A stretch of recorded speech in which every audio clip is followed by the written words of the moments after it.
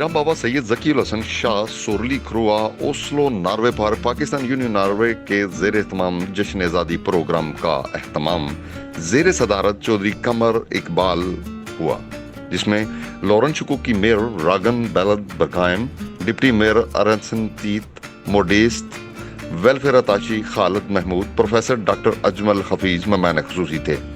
तकरीब का बाकायदा आगाज तलावत कुरान करीम से हुआ, जबकि स्टेज सेक्रेटरी के फराइज सकाफती शख्सियत नसरुल्लाह कुरैशी और मुमताज दानिश्वर शाहरुख सुहेल ने मुश्तरका तौर पर सर अंजाम दिए।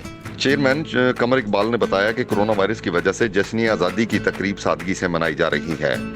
मेहमानों में अदरीस लाहौरी, शेख तारक महमूद, नज़ीर खालिद भट्ट, गफूर भट्ट, चौधरी शीफ, आफ्ताब शेख, शेख तारक महमूद PIA, चौधरी जाहिद असलम, चौधरी अकम सिकराली, शेख फवाद अनवर, चौधरी असगर धक्कड़, मीर नासर, सैयद ज़की उल हसन शाह समेत दीगर शख्सियात मौजूद थीं। बाद मेहमानों को फूलों के गुलदस्ते भी पेश किए गए।